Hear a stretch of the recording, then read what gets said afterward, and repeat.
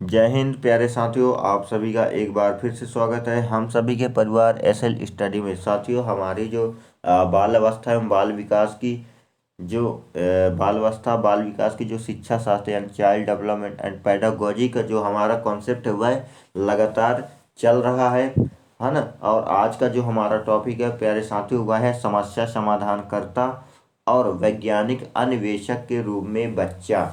यानी जो बच्चा है वह समस्या का समाधान किस प्रकार किस तरीके से कर सकता है और एक अन्वेषक के रूप में वह समस्या की पहचान कैसे कर सकता है। आज के इस टॉपिक में हम चर्चा करने वाले हैं। ठीक है, तो आज का जो हमारा प्यारा साथियों टॉपिक वह बालक समस्या समाधान और अन्वेषक के रूप में जो बालक है उसका आविष्कार कैसे होगा। ठीक है, यहाँ पे अगर हम बात करें समस्या समाधान का अर्थ है, क्योंकि समस्या समाधान एक ऐसी प्रक्रिया है जिसमें तार्किक चिंतन विश्लेषण एवं मूल्यांकन होता है। तो समस्या समस्या जो समाधान है वह कैसी प्रक्रिया है? यह एक तार्किक प्रक्रिया है, तार्किक चिंतन प्रक्रिया है, विश्लेषण प्रक्रिया है और मूल्यांकन प्रक्रिया है। कैसे? जैसे अगर हम उदाहरण की बात करें तो मान लीजिए आपके पास एक समस्या आ गई। आपके पास कैसी समस्या है कि आपको जो है तो पूरा एक पर्यावरण पर क्या लिखना है, निबंध लिखना है। तो आपके पास जो समस्या है तो आप जो उस समस्या के समाधान के लिए क्या करेंगे, पहले तार्किक चिंतन करेंगे। तार्किक चिंतन कैसे करेंगे कि पर्यावरण के बारे में हमें लिखना है तो हमें प्रदूषण के बारे में लिखना चाहिए, हमें पर्यावरण के महत्व के बारे में लिखना चाहिए, हमें विशेषताओं के बारे में लिखना चाहिए, हमें क्या और क्या लिखना चाहिए, हमें उसके उद्देश्यों के बारे में लिखना चाहिए, है ना, लाभ के बारे में, हानि। तो यहाँ पे आप क्या करते हैं, आप यहाँ पे तार्किक चिंतन करते हैं, विश्लेषण करते हैं। विश्लेषण यानी हम इसको किस तरीके से लिखें, किस प्रकार से लिखें ये जो आगे चल के अच्छा साबित हो। ठीक है, अब मूल्यांकन करते हैं, यानी हम लिखेंगे, अगर निबंध लिखेंगे तो उसका क्या उद्देश्य होना चाहिए, उसका क्या लाभ है। तो इस प्रकार जो समस्या समाधान कैसी प्रक्रिया है, यह एक तार्किक चिंतन प्रक्रिया है, यह एक विश्लेषण प्रक्रिया और एक मूल्यांकन प्रक्रिया है। ठीक है, आई होप कि आपको पूरा कॉन्सेप्ट क्लियर में आ गया होगा। फिर क्या है, जो एक निश्चित परिणाम तक पहुंचने में क्या करती है, सहायता करती है। तो जो समस्या समाधान है, जब हम एक समस्या हमारे सामने आएगी तो जब हम उसका समाधान करने का प्रयास करेंगे, तो जब हम सिस्टम पूरा बना के अगर रखेंगे इसको, तो हम क्या करेंगे, एक निश्चित परिणाम तक पहुंचने में क्या करती है, एक सहायता करती है। ठीक है,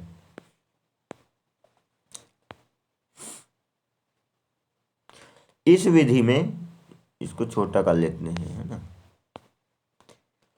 इस विधि में मानसिक निष्कर्षों को अधिक महत्व दिया जाता है। यह जो समस्या समाधान प्रक्रिया है इसमें किन निष्कर्षों को अधिक महत्व दिया, मानसिक निष्कर्षों को अधिक महत्व दिया जाता है।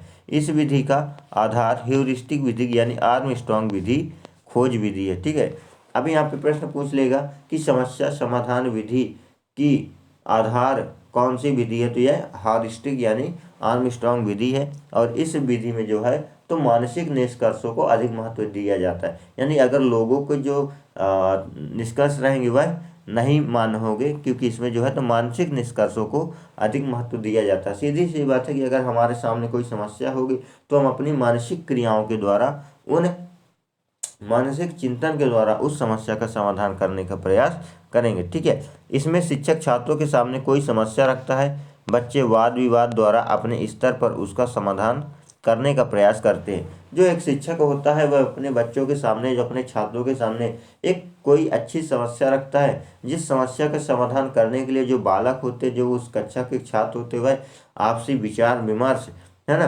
करके और अपने स्तर पर उस समस्या को समाधान करने का प्रयास करते हैं। उदाहरण के तौर पर अगर बात करें तो अगर शिक्षक ने एक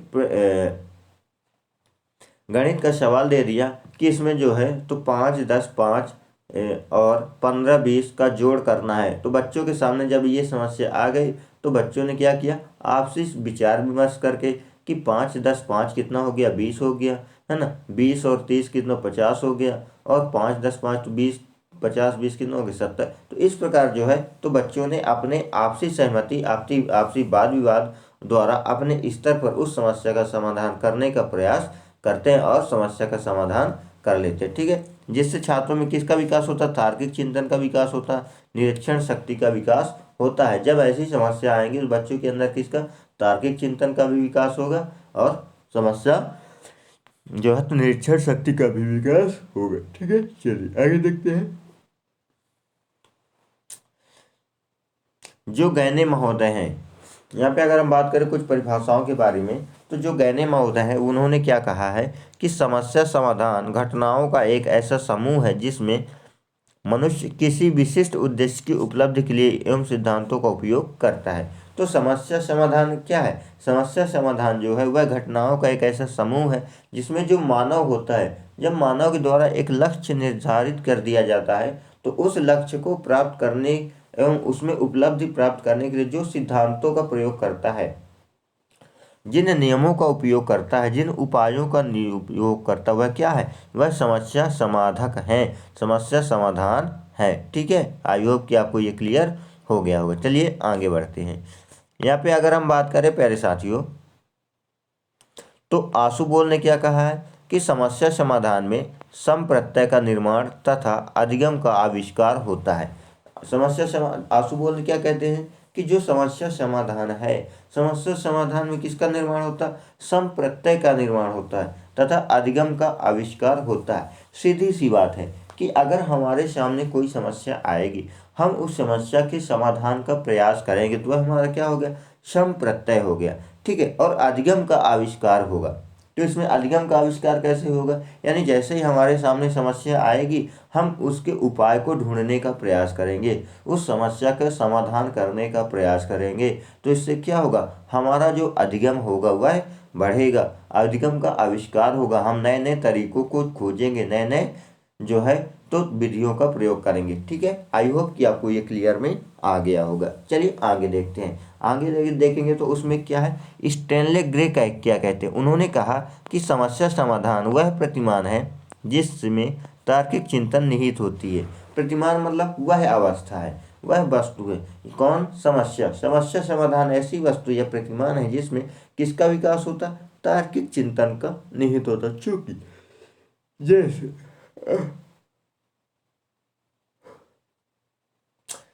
हम जैसे उदाहरण के तौर पर अगर बात करें, जैसे कोई समस्या आ गई तो समस्या का समाधान हम कैसे करेंगे? मानसिक योग्यता के आधार पर करेंगे, तार्किक चिंतन के आधार पर करेंगे, है ना। जैसे मान लीजिए सामने से गाड़ी आ रही है तो हमें कौन सी साइड में चलना? अपनी साइड में चलेंगे।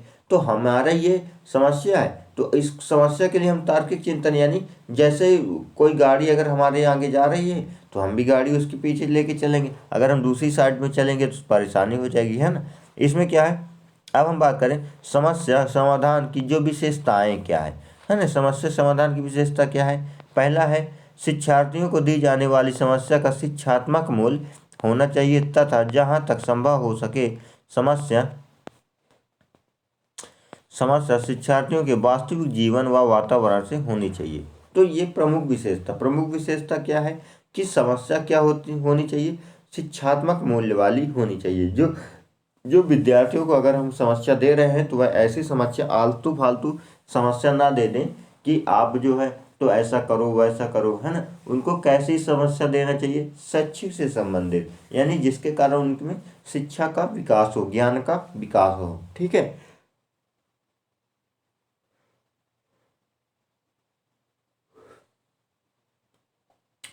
जहाँ तक संभव हो सके बच्चों को हमें कैसी शिक्षा देना चाहिए? उनके वास्तविक जीवन व वातावरण से संबंधित होना चाहिए। यानी ऐसी समस्या, मान लीजिए बच्चों के सामने हमने समस्या रख दी कि बच्चों पेड़ों के कटने से क्या क्या समस्याएं हो सकती हैं।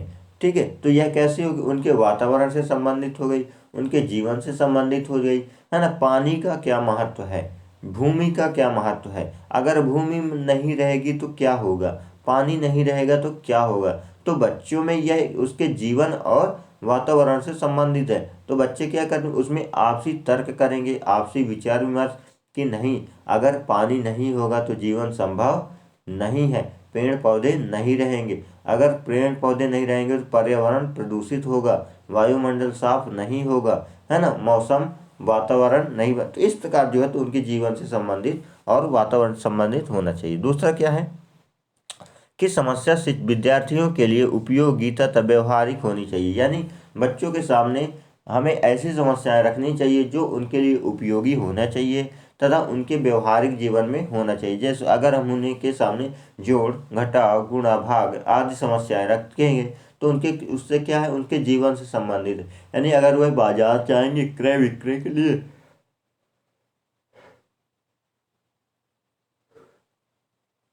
तो जब बालक को ज्ञान रहेगा कि अगर 5 और 5 10 होते हैं, अगर उसे जोड़ का ज्ञान रहेगा और घटाने का ज्ञान रहेगा, तो अगर उसके माता पिता ने उन्हें 100 रुपए दिए कि जाओ बाजार से सब्जी ले आओ, बच्चा बाजार जाएगा, क्योंकि उसे गणित का ज्ञान रहेगा तो वहां पे वह अगर 50 रुपए की सब्जी हुई तो वह 100 रुपए में से 50 रुपए निकाल के दे देगा। इस प्रकार क्या होती है, वह उसके व्यवहारिक जीवन से भी संबंधित होनी चाहिए। ठीक है, आगे देखते हैं। छात्रों की रुचि तथा दृष्टिकोण के अनुसार, तो समस्याएं कैसी होनी चाहिए, छात्रों की रुचि के अनुसार। यानी ऐसी समस्या नहीं देनी चाहिए जिसमें छात्र की रुचि नहीं है। अगर छात्र की रुचि गणित लगाने की है तो हमें उसे अंग्रेजी नहीं देनी चाहिए। ठीक है, उसकी रुचि के अनुसार देना चाहिए। ठीक है, समस्या चुनौतीपूर्ण होनी चाहिए जिससे छात्र में सोचने तथा तर्क करने की शक्ति का विकास हो सके। समस्या कैसी होनी चाहिए, चुनौतीपूर्ण, यानी कुछ चुनौतीपूर्ण होना चाहिए जिसके कारण बच्चों में क्या, तार्किक चिंतन और उस सोचने और समझने की शक्ति का विकास हो सके। ऐसा नहीं कि अगर उसे एक एक दे दिए 2 हो गए तो नॉर्मल समस्या नहीं होनी चाहिए, वह चुनौतीपूर्ण होनी चाहिए, थोड़ी परेशानी वाली, थोड़ी कठिनाई होनी चाहिए। ठीक है, पूर्व ज्ञान से संबंधित होनी चाहिए। ऐसी समस्या नहीं देनी चाहिए कि बच्चा अचानक उस समस्या उसके सामने आई है, यानी उसको जो है तो ऐसी समस्याएं देना चाहिए जिससे वह पूर्व ज्ञान, यानी उसका जो है तो पहले ज्ञान वह कर चुका है, यानी उस समस्या का समाधान वह पहले ही कुछ ना कुछ कर चुका। ठीक है, जिससे उसके तार्किक चिंतन विकास होगा।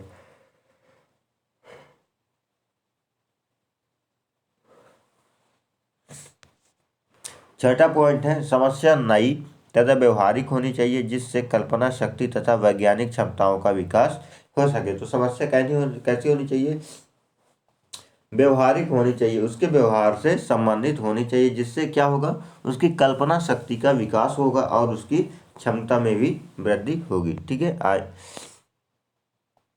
अगर यहाँ पे देखें हम 7वें नंबर पर व्यक्तिगत विभिन्नताओं पर आधारित होनी चाहिए। जो समस्या कैसी होनी चाहिए, वह व्यक्तिगत विभिन्नताओं पर आधारित होनी चाहिए। समस्या कैसी होनी चाहिए, व्यक्ति की विभिन्नताओं पर आधारित होनी चाहिए, यानी उस व्यक्ति को उसकी विभिन्नता पर, उसकी योग्यता पर, उसकी क्षमताओं के अनुसार ही उन्हें समस्याएं देना चाहिए, जिससे क्या करेंगे, वह अपनी योग्यता, क्षमता और रुचि के अनुसार समस्या का समाधान कर सकेंगे। अगर बच्चे की रुचि हिंदी में है और अगर हम उसको अंग्रेजी के समस्याएं क्वेश्चन दे दिए तो वह नहीं कर पाएगा। ठीक है, फिर क्या है, छात्र स्वयं सक्रिय रहते हैं जिससे अनुशासनहीनता की समस्या का प्रश्न ही नहीं उठता, क्योंकि जब बच्चे समस्या के समाधान में सक्रिय रहेंगे तो वह विभिन्न प्रकार की गतिविधियां नहीं कर पाएंगे, जिससे क्या होगा, कक्षा में अनुशासनहीनता बना रहेगा और उसकी समस्या नहीं होगी। ठीक है, फिर आगे बात करें हम कि बालक समाधानकर्ता के रूप में, यानी स्कूली जीवन में एक बच्चे के सामने कई समस्याएं आती हैं, क्योंकि हम लोग भी विद्यार्थी थे तो हमारे सामने भी बहुत सारी समस्याएं आती थी जिनका समाधान भी हमें ही ढूंढना होता था। बच्चों को इस स्तर के योग्य बनाने के लिए आवश्यक है कि उसका व्यक्तिगत विकास किया जाए ताकि वह सभी परिस्थितियों में उचित ढंग से व्यवहार कर सके। तो बालक का अगर हमें समाधानकर्ता के रूप में बालक का निर्माण करना है तो इसके लिए हमें हमें क्या करना चाहिए, हमें जो है तो जो उनका समाधान भी उसे ही हमें यह प्रयास करना चाहिए कि अगर बालक के सामने किसी भी प्रकार की समस्या आई है तो वह उस समस्या के समाधान का जो हल है, उस समस्या का समाधान किसको ढूंढना चाहिए, स्वयं बालक को ही ढूंढना चाहिए और हमें स्वयं बालक के ढूंढने को ही प्रदान करना चाहिए। इससे क्या होगा कि बालक में जो उस समस्या के प्रति समाधान की जो तर्क है, जो वितर्क है, विचार विमर्श कौन करेगा, बच्चा ही प्रयास करेगा, ताकि वह भविष्य में आने वाली समस्याओं का समाधान अपनी योग्यता के अनुसार कर सके। ठीक है, जिसके कारण क्या होगा, वह भविष्य में आने वाली जो विभिन्न परिस्थितियां हैं उन परिस्थितियों का सामना वह उचित ढंग से कर सकता है। ठीक है, बच्चों में समस्या समाधान के रूप में बनाने के लिए निम्नलिखित गुणों का विकास किया जाना चाहिए। ठीक है, चलिए आगे देखते हैं कौन कौन से गुण हैं। पहला क्या है कि बालकों में आत्म पहचान के गुण विकास करना चाहिए।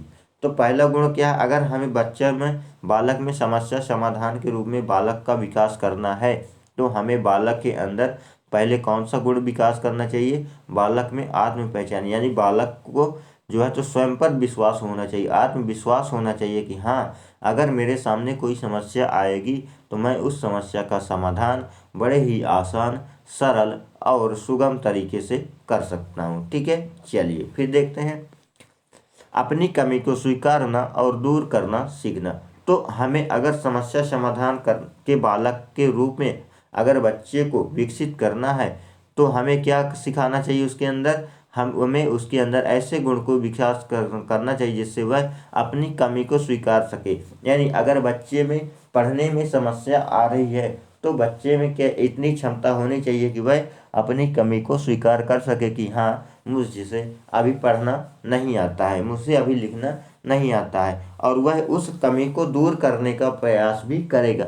जब वह पता रहेगा उसको, जब वह अपनी कमी को आत्मसात करेगा तो वह क्या करेगा, उस समस्या को समाधान यानी उस समस्या को दूर करने का प्रयास करेगा। ठीक है, जिसके कारण वह एक अच्छा समस्या समाधान बन सकता है। फिर क्या है, बालक को स्वावलंबी बनने के लिए प्रोत्साहित करना। क्या बनने के लिए, स्वावलंबी, यानी बालक क्या होना चाहिए, आत्मविश्वासी होना चाहिए। बालक एक निश्चित प्रक्रिया के द्वारा जो है तो उस समस्या का समाधान कर सके, जिसके लिए उसे क्या बनना चाहिए, स्वावलंबी बनने के लिए प्रोत्साहित करना चाहिए। ठीक है, बच्चों में भाषा विकास करना, यानी अगर समस्या समाधान के रूप में बालक का विकास करना है तो बच्चों में भाषा का पर्याप्त विकास होना चाहिए। यानी वह अगर कोई भाषा संबंधी समस्या आती है तो बालक उस भाषा का समस्या समाधान आसानी से कर सके। ठीक है, बालक को बार बार प्रयास कराना, यानी जब बालक किसी भी समस्या का समाधान करने के लिए बार बार प्रयास करेगा तो उसमें क्या हो जाएगा, वह निपुणता प्राप्त कर लेगा, उसमें योग्यता प्राप्त कर लेगा, और जब उसके सामने समस्या आएगी तो उसका समाधान वह आसानी से कर सकता है। ठीक है, समस्या समाधान की वैज्ञानिक तार्किक विधि, यानी बच्चों के अंदर हमें समस्या के समाधान की कौन सी विधियां को विकसित करना चाहिए, तो हमें उनके अंदर वैज्ञानिक विधियां और तार्किक विधियां, यानी समस्या का कब, कैसे और किस प्रकार समाधान करना है, उनके अंदर उस विधि का विकास करना चाहिए। स्किनर महोदय ने क्या कहा कि समस्या समाधान की वैज्ञानिक विधि को निम्नलिखित 6 सोपानों के अनुसरण में किया जाता है। जो स्किनर महोदय थे उन्होंने समस्या के समाधान की जो वैज्ञानिक विधियों को किन सोपानों में अनुसरण किया है, 6 सोपानों में। वह कौन कौन से अनुसरण, उनको देखते हैं। ठीक है, पहला क्या है, समस्या का को समझना। तो यहाँ पे एक समस्या आ गई, ठीक है, ये एक समस्या आ गई,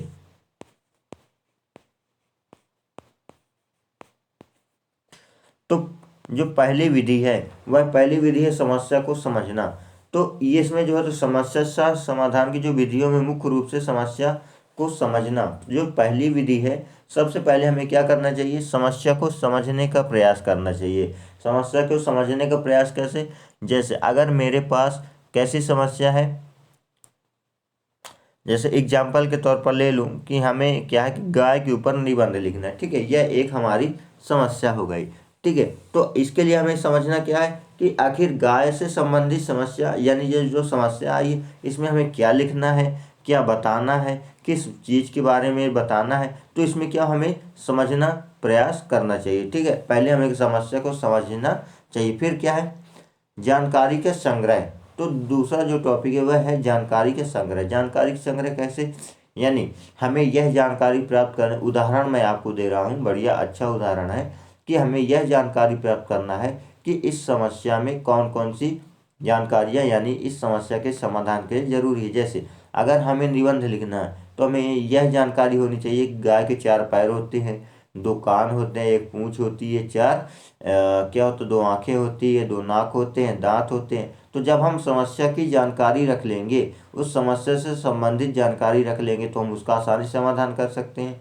फिर क्या है, संभावित समाधानों का निर्माण। तो संभावित समाधानों का निर्माण कैसे, जैसे हमें चूंकि निबंध लिखना है तो निबंध लिखने के लिए हमें जो समाधान है, यानी रफ पेन है ना, कॉपी आदि इत्यादि की आवश्यकता होगी, तो उसमें क्या समाधानों का निर्माण में आसानी होगी।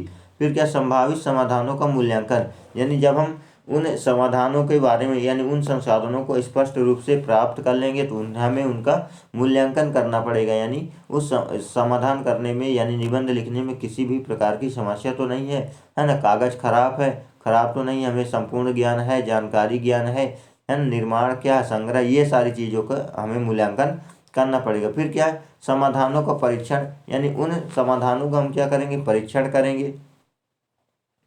परीक्षण कैसे करेंगे कि वह क्या है कि उचित रूप ढंग से व्यवस्थित है कि नहीं है, हमें किस प्रकार क्या लिखना है, कौन से तरीके से लिखना है, इस प्रकार हम परीक्षण करने के बाद फिर लास्ट में क्या निकलेंगे, निष्कर्षों पर आएंगे। यानी हाँ, अब हम जो है तो फाइनल रूप से इस समस्या के समाधान के लिए क्या है, तैयार हैं। ठीक है, आई होप कि आपको ये पूरा क्लियर हो गया। यानी पहले समस्या को समझना चाहिए, फिर जानकारी के संग्रह करना चाहिए, समाधानों का निर्माण करना चाहिए, मूल्यांकन करना चाहिए, परीक्षण करना चाहिए और निष्कर्षों का निर्णय करना चाहिए। ठीक है, आई होप कि आपको ये क्लियर हो गया होगा।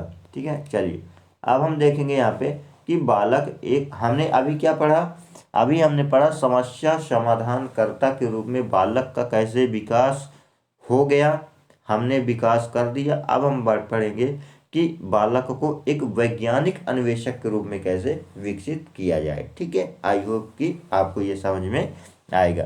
तो इसके लिए क्या करना चाहिए कि बालक अपने ज्ञान और अनुभव के माध्यम से, बालक किसके माध्यम से, अपने ज्ञान और अनुभव के माध्यम से, क्योंकि यहाँ पे बालक क्या है, एक समस्या समाधान के रूप में है, किसी समस्या के प्रत्येक पहलू को जानने लगता है। जब बच्चा एक समस्या समाधान के रूप में हो जाता है तो बालक अपने ज्ञान और अपने अनुभव की सहायता से समस्या के प्रत्येक पहलू को जानने लगता है कि यह समस्या किस तरीके से, किस प्रकार और किस तरह से आई है। ठीक है, तथा वह फिर खुद ही स्वयं ही समस्या का समाधान खोज लेता है। तब बच्चे में मनोवैज्ञानिक अन्वेषक गुण आ जाते हैं। जैसे अब मैं आपको क्लियर होके इसको उदाहरण दूंगा। जो छोटा बच्चा होता है, जब वह साइकिल चलाता है तो उसके सामने बार बार उस साइकिल की चैन उतर जाती है, तो वह उसके सामने एक समस्या आ गई।